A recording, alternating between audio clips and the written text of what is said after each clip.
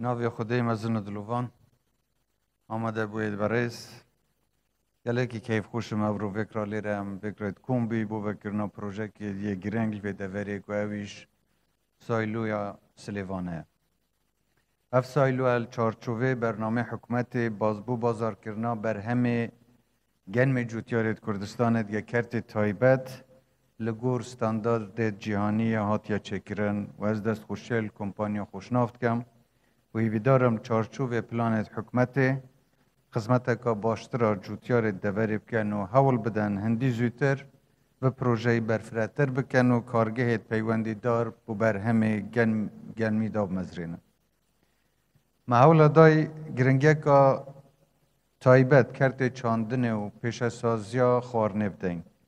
لو مال سالت بوری لهمه دوریت کردستان چوک حکومت چه پاکاریا کرده تایبت و چندین سایلو پروژه چاندن و کشتوکالیت انجام دای.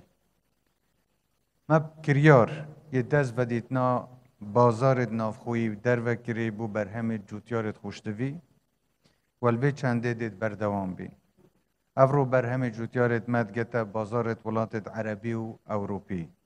لزور گرنگ جوتیارت مش آسته کوالیتیا بر همه خوب برس را بگرن و چاندن و کشتوکالا خوب ریکت زانستی و تکنولوژیا سردم پیش بخن.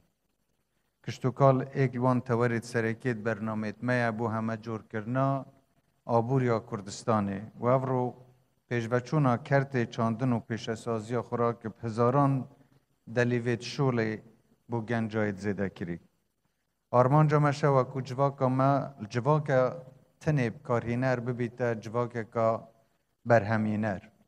لو ما ام همه جوره که دی پال پشتیا بر همت نافخو بردوام بین بو هنده که اف کارگو پروژات بردوام بنو بشین رکابریو ململانه دیگر بر هفت دروش بکن.